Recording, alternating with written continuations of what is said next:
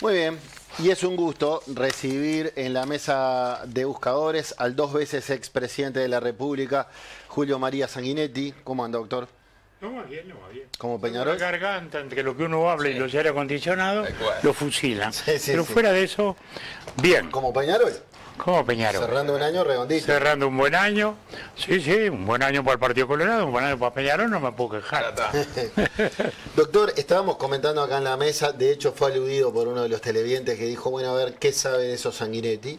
Las polémicas declaraciones de Lucía Topolansky en el libro del colega Pablo Cohen, Los Indomables, respecto a, bueno, a que ella sabe, dice, de gente que mintió para enviar personas a prisión por hechos acaecidos en la dictadura, que no lo va a decir porque no es buchona, y ha despertado todo tipo de repercusiones políticas. ¿Qué lectura hace de esto? Bueno, en primer lugar, ubiquemos el contexto, porque algunos dicen, ahora salió. No, no es que ahora salió el libro. Claro. Pero estas declaraciones se las hizo a Pablo a lo largo del año. Porque yo recuerdo, porque varias veces que hablé con Pablo, me dice, no, ando atrás de tu colega y de este que lo otro. Tal. O sea que esto no es que lo declaró ahora, hoy, en esta circunstancia. Sí. Porque algunos análisis que oigo o comentarios son, en este momento sale con. No, en este momento salió el libro. Está buena la precisión. El libro, pero no la declaración. Yo le hubiera preguntado si fue acordado cuándo sale el libro, antes de las elecciones o después. No, pero eso... era claro que iba, por lo menos te defendía que iba a salir. Segundo tema, la declaración no es un clavel del aire, no es un episodio insólito de gente vinculada al movimiento Tucumamaro o que ha ocupado cargos relevantes en el Ministerio de Defensa y es que se inscribe dentro de lo que sería, digamos, la línea proclive, digamos, a esas corrientes, que dice esto. No es la primera vez. Eleuterio creo que fue muy claro más de una vez. Ni hablemos a Modio. Sí. Ni hablemos a Modio. La doctora Susana Berruti, por ejemplo, fue ministra de Defensa, era abogada, abogada de la Intendencia, amiga y muy respetada por el doctor Vázquez, y la conocida de la Intendencia, fue ministra, y un día dijo, hay veces que esto no es justicia, que es venganza. Lo dijimos hoy en el programa. Por eso digo, estamos hablando de personajes que en contacto con la realidad y con el análisis encuentran excesos. Entonces aquí hay que ser muy honesto y muy preciso, porque son temas delicados, porque hieren sentimientos y porque hieren principios fundamentales del Estado de Derecho, que es lo más importante para mí. Claro. Lo más importante es el Estado de Derecho. Y allí empezamos con el tema. Por ejemplo, delitos de lesa humanidad, los responsables, ¿quiénes? Delito de lesa humanidad después del 89. Porque antes del 89 no había delito de lesa humanidad. Porque no existía la ley que calificara así a ciertos delitos, eran calificados como delitos, homicidio, en fin, los delitos clásicos. O sea, pero al darle la característica que le da el Tratado de Roma, el delito de lesa humanidad, el delito común, pasa a ser de lesa humanidad. En consecuencia, no prescribe nunca. En consecuencia tiene jurisdicción universal. Un juez de Londres puede juzgar a Pinochet, como pasó. Sí, Baltasar Garzón. O un juez de España procesar a un uruguayo. Muy bien. Entonces, primer equívoco en el cual se parte. Se hizo una ley interpretativa para tratar de superar esa situación. Eleuterio dijo que la votaba por disciplina partidaria y renunciaba y se fue. Se fue, 2011. Porque no estaba de acuerdo. Luego la Corte declaró inconstitucional ese párrafo, justamente. Es decir, que hoy no hay nadie que pueda ser procesado, salvo después de hechos cometidos por el 89, por el delito de lesa humanidad. Será homicidio, será lesiones, será abuso de funciones, será lo que sea. Pero no delito de lesa humanidad que no prescribe nunca. Todos los demás delitos prescriben un día. ¿No? Los 30 años famosos, ¿no? Claro. Sí. Y no nos olvidemos que acá estamos hablando de que de la democracia volvimos hace 40 años, que el golpe de Estado fue hace 51 y que la acción guerrillera empezó hace 61, digamos, también. O sea que estamos hablando de episodios muy viejos, también muy difíciles de juzgar hoy, de interpretar hoy, etcétera, etcétera. Entonces, partamos de esa base. Ahora bien, como digo, esto no es ni blanco ni negro, hay muchos matices.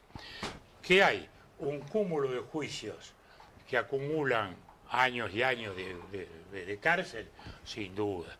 Que hay 7, 8, 9, 10 oficiales que sin ninguna duda, más allá de la ley de caducidad y de la ley de todo, hay la evidencia de determinados, digamos, excesos o delitos cometidos en el ejercicio de la función, no hay duda.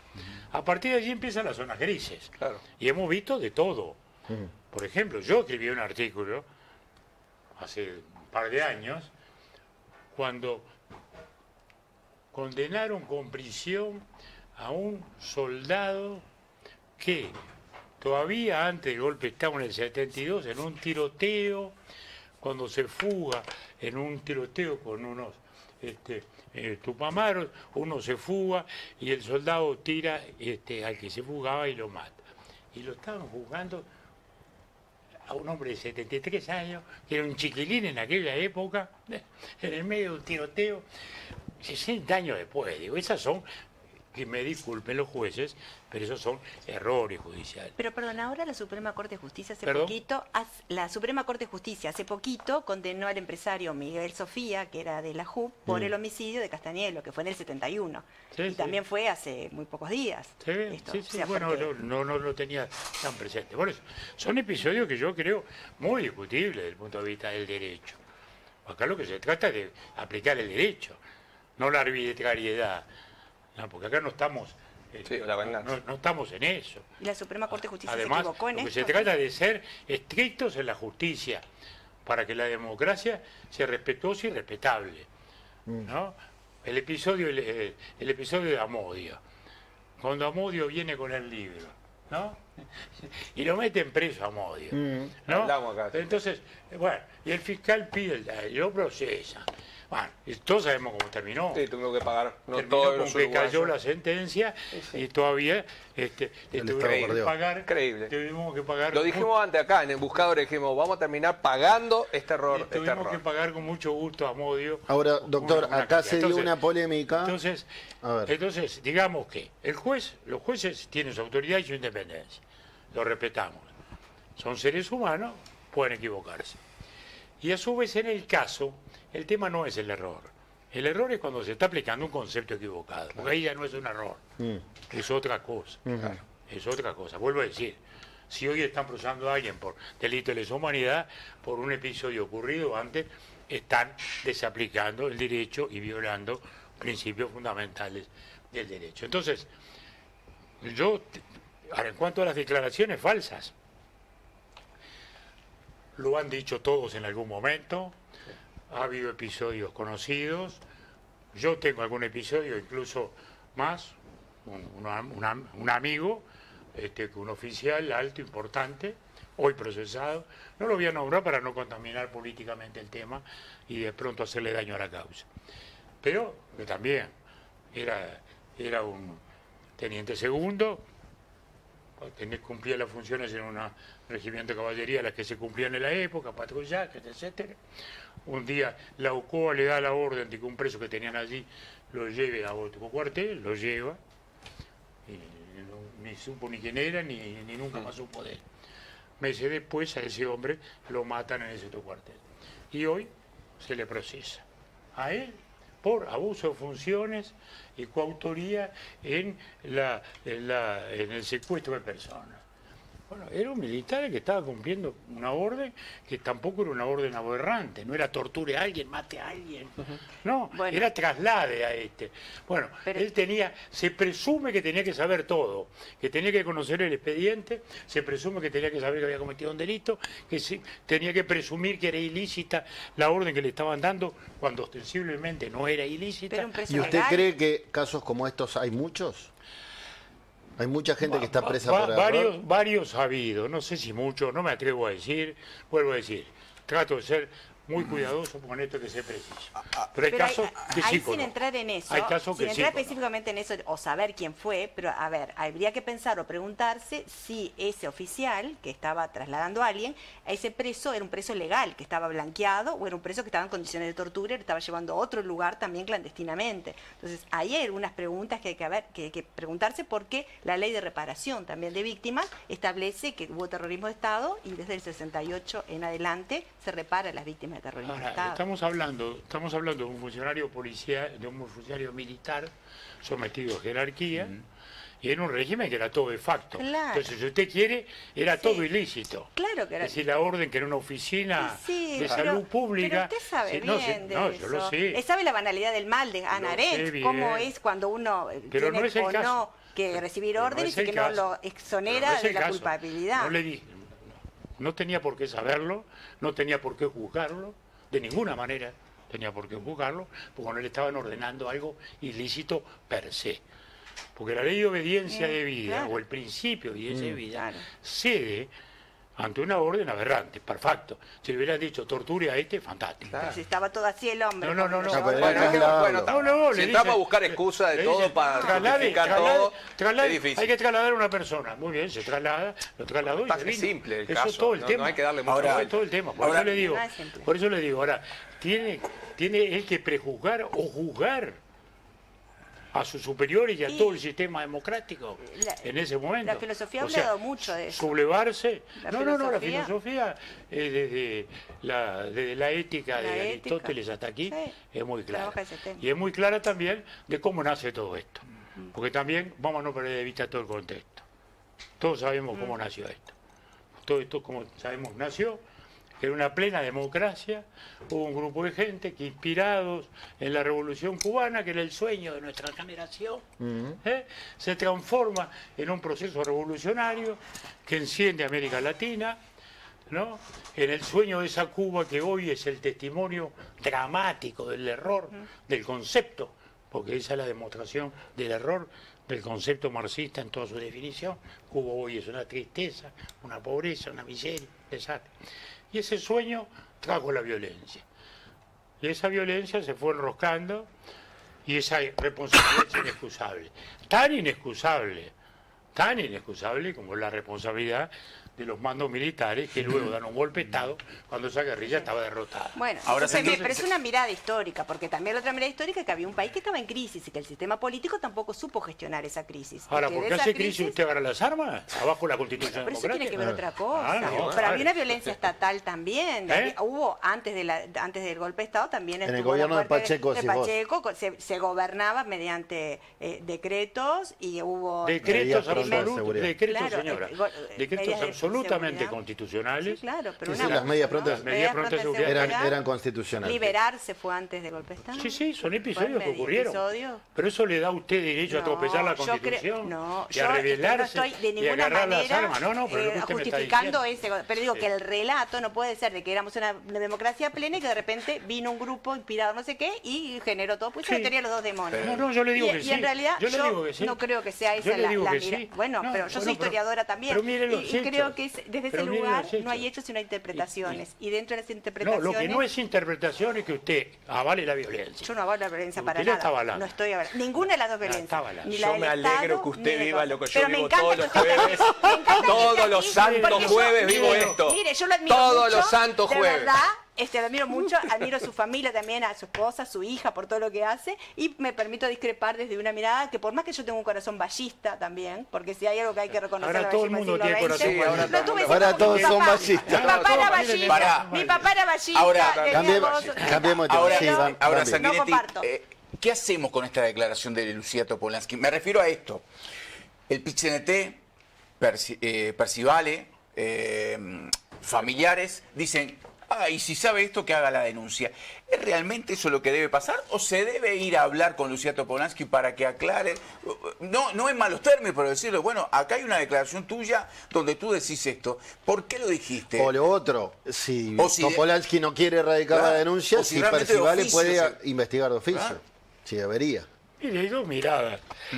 Una es la política en la cual ella hace una declaración que vuelve a decir, no es inusual ni en ella ni en Mujica, porque Mujica la ratifica. No, pero además Estas, digo. Y antes de esto Mujica varias veces ha dicho y ha hablado de lo que se comieron un garrón, de los excesos, de los errores judiciales. Lo ha hecho muchas veces. Sí. No una, varias veces. Sí. O sea que no es tampoco algo tan inusual, novedoso. tan inédito. Tiene que tan denunciarlo. inédito.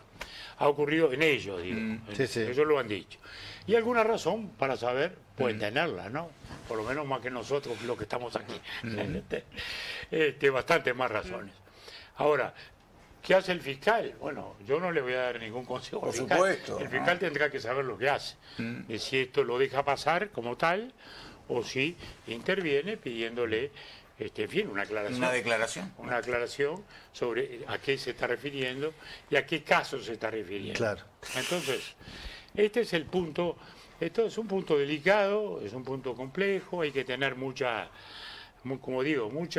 serenidad, objetividad y no perder de vista los principios generales, que son desgraciadamente los que cuando se pierden los puntos de referencia ocurren las cosas que desgraciadamente ocurrieron y que felizmente desde hace 40 años no ocurren. No ocurren. Que eso es lo Doctor, importante. cuando agendé la entrevista con usted, no estaba este tema sobre Bueno, el tapete, la idea era hablar de política. De otras cosas. Entonces quiero preguntarle por la interna, Yo la estoy interna hablando, de yo su estoy hablando partido. de arte estos días. Es verdad, sacó libro. Yo estoy hablando de arte. ¿Cómo mucho le está más yendo el libro? Mucho más que de política. Está por lo menos muy bien porque ha interesado a mucha gente. Mañana voy al Punta del Este, que comienza un ciclo ahí en el hotel. Y voy a charlar sobre esto con un periodista.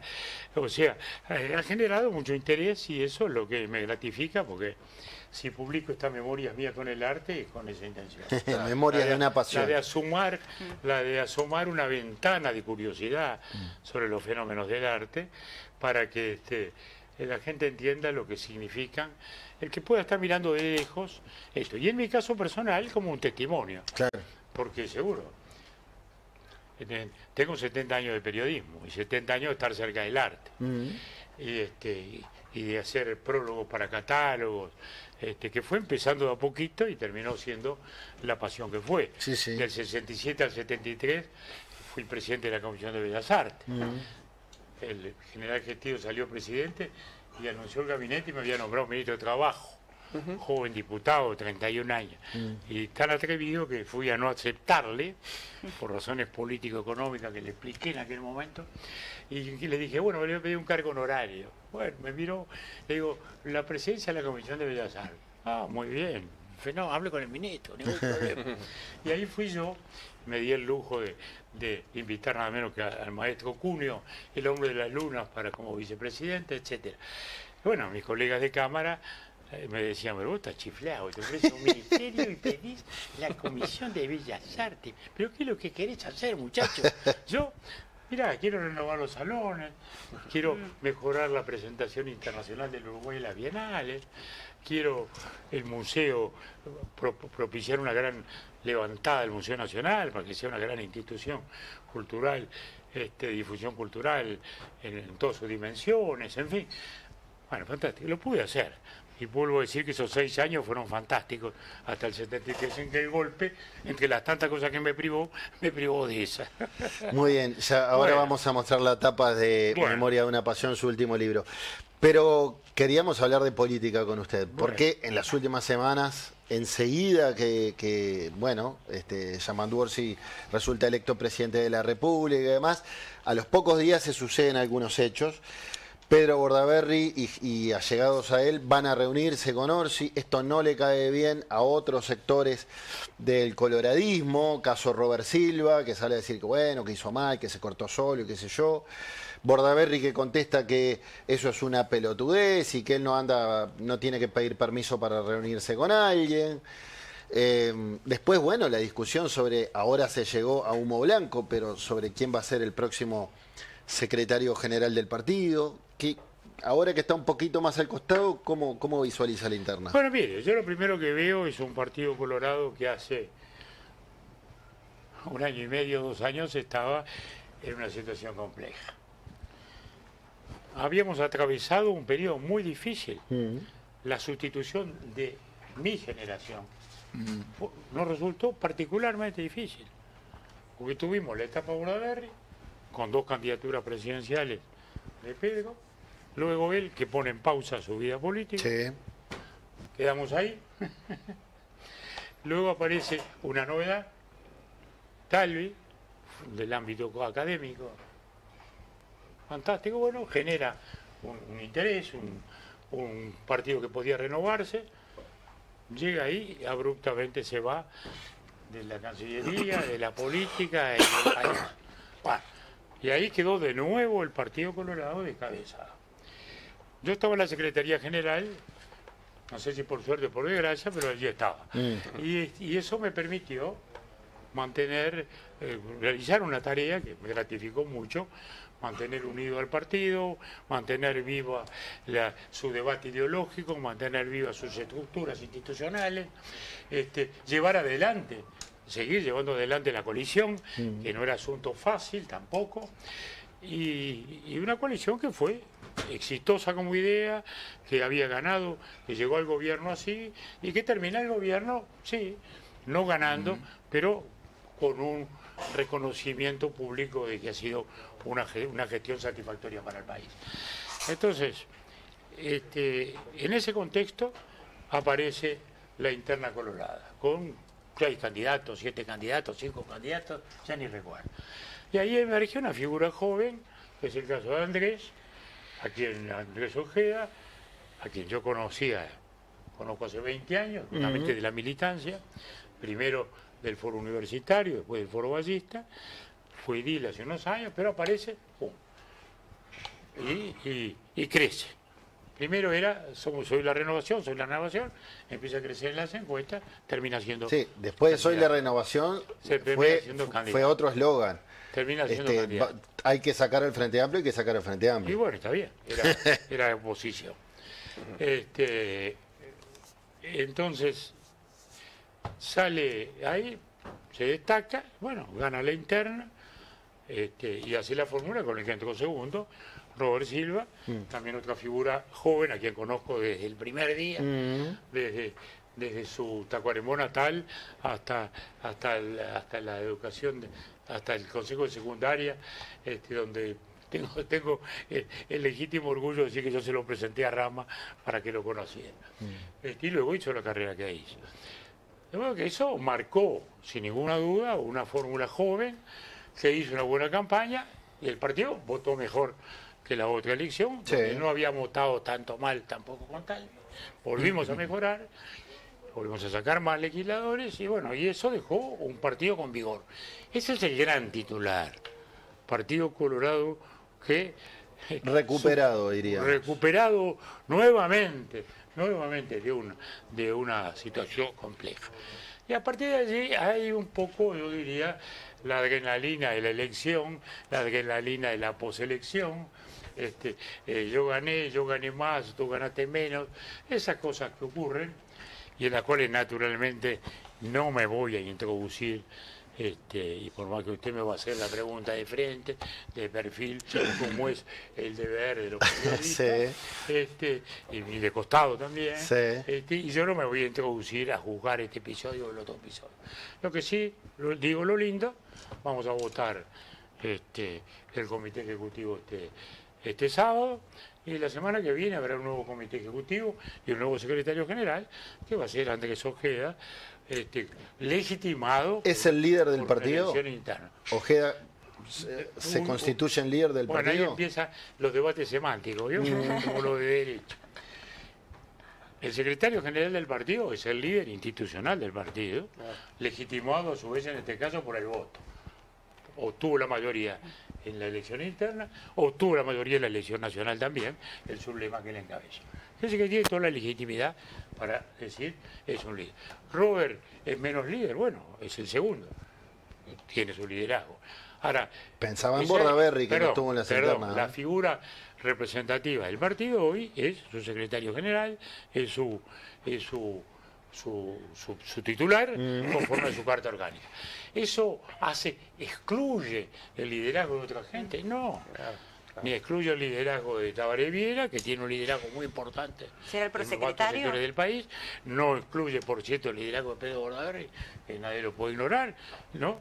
El propio doctor Subía, que también tiene un liderazgo particular en ciertos Pero sectores. ¿Viera será el prosecretario de estas elecciones en el Partido No Colorado? lo sé, la verdad que no lo sé. Porque la prosecretaría es de Vamos Uruguay. La prosecretaría, sí. No, la verdad que no lo sé. No lo sé. Pero en todo caso, me parece que lo importante, el grueso es eso. Ahora, que hubo 2 sublemas, es verdad. Eso, que eso genera... Y Bordaberry competencia. tuvo la lista más votada también, ¿no? En Pero octubre. la lista no importa, importan los sublemas, los agrupamientos. Porque ahí iban varias listas, iba mi grupo. Ahí toda la lista ayer iba mi grupo. Yo pertenezco a Ballista. Claro. Entonces, no es ese el tema. Acá hubo 2 sublemas. Y el sublema de Ojeda y Silva fue el mayoritario de nuevo. Yo diría, se reproducen casi los números de la interna. Entonces, yo creo que al revés. Que haya varios liderazgos no es malo, Sí, sí. es bueno. En su bueno. experiencia política, que es bastante, digamos que las más experientes del Uruguay, ¿qué pasó en esta elección donde hubo un partido colorado que se portó muy bien, digamos, dentro de lo que era el fomento a la votación de Álvaro Delgado, inclusive durante todo el periodo de gobierno fue un fiel integrante de la coalición? El gobierno tuvo sus éxitos, que hay algunos que hay que remontarse a 2015 para llegar a tener estas ventajas. Hay una aprobación del presidente del 54%. Como que todas las variables desde el punto de vista político, económico, la gran mayoría son positivas. Pero se perdió. ¿Qué pasó? Bueno, mire, vamos a explicarla, vamos a intentar explicar las pequeñas paradojas. Primera paradoja, el último año y medio, había todas las encuestas favorables a la labor del gobierno y del presidente, y todas las encuestas dándole una ligera mayoría al frente. Uno decía, qué raro, pero era así. Sí. O sea que ese fenómeno estaba como instalado. Sorpresivamente viene la elección de octubre y aquí, que es la coalición republicana, saca más votos. Es decir, parecía que esa paradoja desaparecía y nos ajustábamos a la normalidad. Es decir, un gobierno con buena opinión saca ventaja. Y en 27 días vuelve a cambiar la posición. Y ahí es donde empiezan a influir factores, algunos que están más a la vista, otros menos. Primer factor a la vista, la coalición republicana perdió en el interior 41.000 votos en 27 días. Ni en Montevideo ni en Canelones, donde importa más la opinión y menos la organización. ¿Cómo es? 41.000 votos. ¿Qué es eso? Claramente baja de trabajo de militancia, los que ya salieron diputados, los que ya salieron senadores. Buen punto. Segundo lugar, usted dice, bueno, pero fueron 90.000 la diferencia. Sí. Bueno, para empezar había 65.000 votos de un voto altamente contestatario, que era el de Salles, ¿no? O sea, que gente que estaba votando en contra de todo. Antisistema. Del gobierno y de la oposición y de todo. Sí, sí. ¿No? ¿Cuánta gente de esa fue a votar en contra del gobierno? Mucha, seguramente. Entonces, eso va explicando el resultado. Eso va explicando el resultado. ¿Es toda la explicación? Bueno, quizás no, porque también la política hoy muestra una tensión, que es muy importante reflexionarlo, porque es un tema de la democracia hoy en el mundo. Hoy los partidos están en crisis en el mundo entero, el mundo democrático. Italia, donde están los grandes partidos del miracolo italiano, el de la gran época del Cinema Paradiso, ni la democracia cristiana ni el socialismo, ni Don Camilo ni Pepone, no hay nadie. Los grandes partidos de los 30 gloriosos de la democracia francesa, ni los de Gaulle, ni los socialistas, participa en las 2 últimas elecciones. Quiere decir que hay una caída muy fuerte de las estructuras partidarias y de las estructuras institucionales en general. Han caído las iglesias, aparecen iglesias contestatarias, iglesias de todo tipo, se fraccionan, se dividen los propios sindicalismos, es decir, hay una caída institucional. Hay una personalización mayor del poder. ¿A qué obedece esto? Bueno, es un tratado de sociología. Doy titulares. Comunicación distinta entre los seres humanos a través de redes. Debilitamiento del poder de la prensa escrita en beneficio de medios audiovisuales, solo audiovisuales. Tercero, empleo de frágil permanencia. Más oportunidades, pero menos estabilidad. No hay más empleo para toda la vida, ¿no? Y así podemos seguir señalando cambio tecnológico total que hace que la mitad de los empleos se va cayendo de a poquito y van apareciendo nuevos con demandas insatisfechas. El mercado laboral pide gente que no está, ¿no? Y está impulsando gente que ya no puede. Entonces, la sumatoria de estos factores, a los que puedo señalar otros y ahondar otros, han llevado a este debilitamiento. De ahí los fenómenos populistas, la solución mágica, yo lo resuelvo. ¿Por qué? Porque yo lo resuelvo, porque hay que echar a todo político, porque se vayan todos, porque esto, que el otro, que el otro. Y ahí venimos con los presidentes populistas. Algunos que se encaraman en un partido, caso de Trump, toma por asalto el Partido Republicano.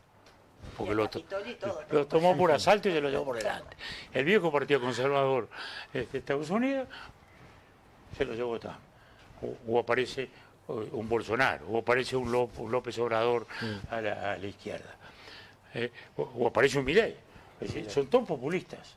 A un Milei sin aparato, ¿no? Porque Milei no tenía aparato. Sin nada, él amparó una crisis muy profunda del sistema. Sí. Lo de Milei es fácil de explicar. Era un desastre, era un desastre de tal magnitud, el desastre kirchnerista, llegaba a tal profundidad que votaban al rinoceronte cacárico como votaron una vez en San Pablo. Uno no sabía qué desearle a los argentinos. Uno no sabía qué desearle a los argentinos. Bueno, pero entonces quiero decir, hay factores de personalización también, ¿no? Entonces, ¿eso habla de que Delgado fue un mal candidato? No, fue un buen candidato. Yo también creo que Orsi fue un buen candidato, fueron 2 buenos candidatos. Y pasó ¿Cree que eran eso. 2 buenos candidatos? Bien. Yo creo que sí. Pero ocurrió eso. En la segunda vuelta hubo un cambio que objetivamente uno lo ve. ¿Y la fórmula? Que en cambio cuando el Frente Amplio, y hay otro factor que yo también, que poco se ha analizado, pero yo también lo digo, que es mi colega Mujica. Porque el Frente, decidió. Entendámonos, pensemos en la noche del último domingo, noviembre, octubre. La coalición festejaba, festejábamos. Sí. El Frente quedó cara larga, no había nadie contento. Exacto. Y uno dice, ¿cómo cambió el ánimo? El cambio se lo cambió mi colega Mujica. Claro. Porque mi colega Mujica le metió un factor emocional y le dio al Frente una épica que no tenía. Un individuo que está en la situación en que está, luchando con la enfermedad en que está, y aparece como está, y le manda le encajó una fuerza emotiva que le levantó la moral al cuadro. Eso es incuestionable también, ¿no? ¿Verdad? Doctor Julio María Sanguinetti. Usted lo sabe. Se ríe, usted lo sabe. Doctor Julio María Sanguinetti. Que siga riendo, que es mejor. Gracias por esta charla, Buscadores. Muchas gracias.